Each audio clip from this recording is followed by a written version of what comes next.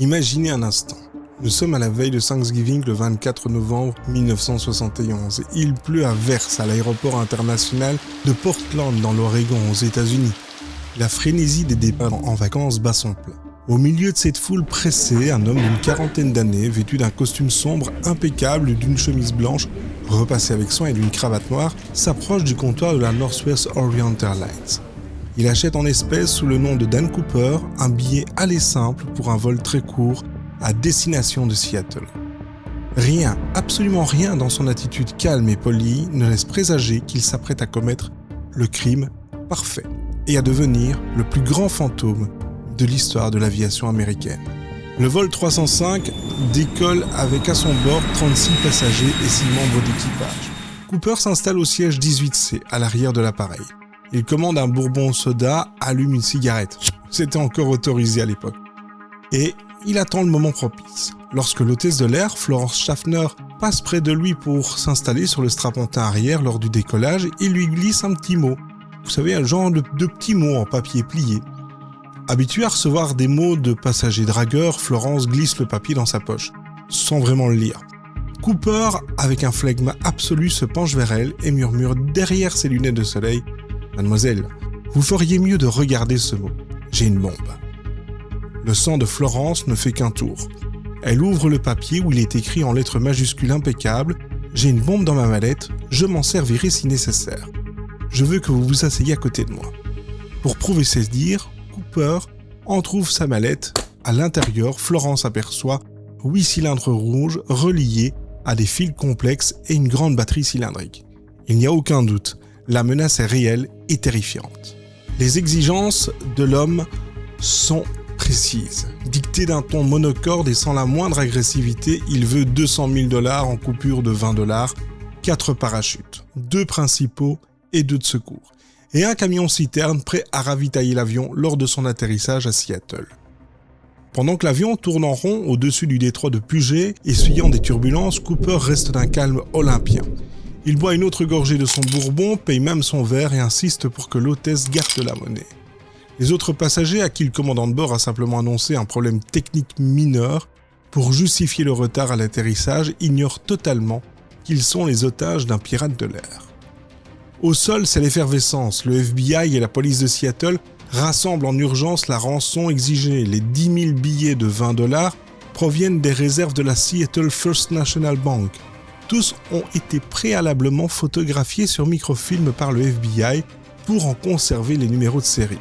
Les parachutes sont récupérés dans une école de parachutisme locale. À 17h24, les autorités informent le commandant de bord que les demandes de Cooper sont satisfaites. L'avion est autorisé à atterrir. Avant de découvrir la suite de ce huis clos étouffant et le dénouement incroyable de ce vol, je vous fais une petite pause. Si ce récit vous plaît, je vous invite à prendre une seconde pour liker ou vous abonner au podcast sur vos plateformes préférées. N'hésitez pas également à vous abonner à la page Facebook Les Histoires de Papa Mika pour ne manquer aucune nouveauté et rejoindre notre communauté. Votre soutien, c'est mon meilleur moteur. Allez, on y va, on retourne dans ce Boeing 727, c'est le moment, c'est l'instant, on redécolle tous ensemble. Le Boeing 727 atterrit à l'aéroport de Seattle-Tacoma à 17h39. Cooper ordonne que l'avion soit garé sur un bout de piste isolé, toute lumière éteinte en cabine pour éviter les tireurs d'élite.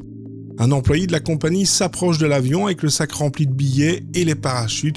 Conformément à sa parole, dès que Cooper reçoit son dû, il libère les 36 otages et Florence Schaffner.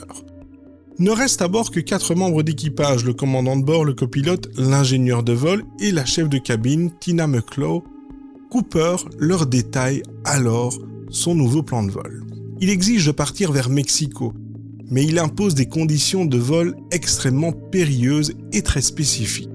Le Boeing doit voler à une altitude ne dépassant pas 10 000 pieds, ce qui fait environ 3 000 mètres, et surtout à une vitesse relativement lente pour ce genre d'appareil, c'est-à-dire 150 nœuds, plus ou moins 280 km/h.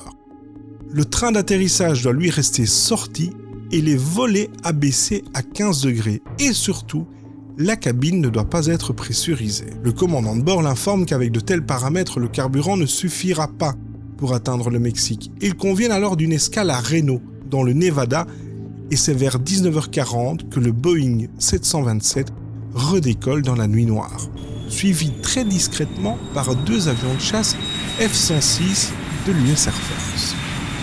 Quelques minutes après le décollage, Cooper ordonne à Tina McClough, la dernière hôtesse, de rejoindre le cockpit avec les autres membres d'équipage et surtout de verrouiller la porte de l'intérieur. Il se retrouve seul dans la cabine de passagers. Dehors, c'est un véritable déluge. Une violente tempête s'abat sur la région du Pacifique Nord et à 20h, un voyant rouge s'allume dans le cockpit. La porte arrière de l'appareil vient d'être déverrouillée. Le Boeing 727 de l'époque avait cette particularité d'avoir un escalier ventral qui pouvait s'abaisser en vol. 13 minutes plus tard, l'équipage ressent un changement soudain de pression et l'avion remonte légèrement, comme délesté d'un poids important. Dans l'obscurité totale, sous une pluie battante et un froid glacial, avec la rançon attachée à son corps, Dan Cooper vient de sauter dans le vide absolu, quelque part au-dessus de la dense et sauvage forêt de l'État de Washington. Lorsque l'appareil finit par atterrir en toute sécurité à Reno à 22h15, encerclé par le FBI et la police locale, l'avion est fouillé de fond en comble. La cabine est vide. Ne reste sur le siège 18C qu'une cravate noire à pince.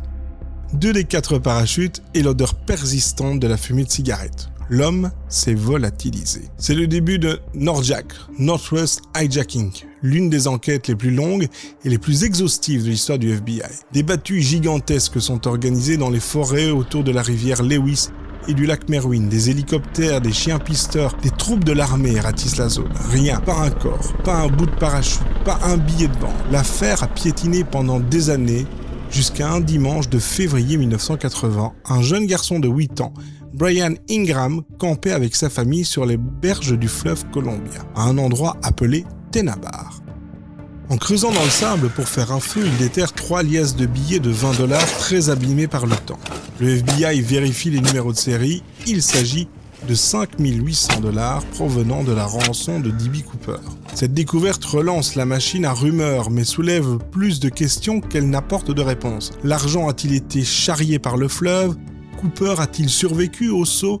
Les experts estiment qu'il est hautement improbable qu'un homme vêtu d'un simple trench coat, sautant de nuit dans une tempête avec un parachute non dirigeable au-dessus d'une forêt de conifères impénétrables, ait pu survivre. Le FBI a enquêté sur plus de 1000 suspects au fil des décennies. Des vétérans de guerre, des criminels de carrière, des hommes qui ont avoué sur leur lit de mort, aucun n'a pu être lié avec certitude à l'ADN retrouvé plus tard sur la cravate laissée dans l'avion. En juillet 2016, après 45 ans d'investigation, le FBI a officiellement clos le dossier D.B. Cooper pour allouer ses ressources à d'autres affaires. Aujourd'hui, l'homme au costume sombre reste le seul pirate de l'air de l'histoire des États-Unis à n'avoir jamais été identifié ni capturé. L'histoire de D.B. Cooper est fascinante parce qu'elle ressemble à l'évasion ultime, un défi audacieux jeté à la face du monde. Mais la morale de ce mystère est peut-être la plus sombre. Même si l'on réussit à fuir la société avec un sac rempli d'or, le crime parfait n'offre aucune gloire, seulement le silence et l'oubli. À trop vouloir disparaître pour recommencer sa vie, on finit par s'évaporer totalement, laissant derrière soi non pas un homme riche et libre, mais un simple fantôme prisonnier de son propre mythe. On peut braver les tempêtes et les lois humaines, mais nul ne peut échapper aux conséquences de ses actes. C'était les histoires de Papa Mika, je vous remercie d'avoir écouté ce podcast. N'hésitez pas à le partager, à me suivre sur la page Facebook bien évidemment, et je vous dis à très bientôt, prenez soin de vous.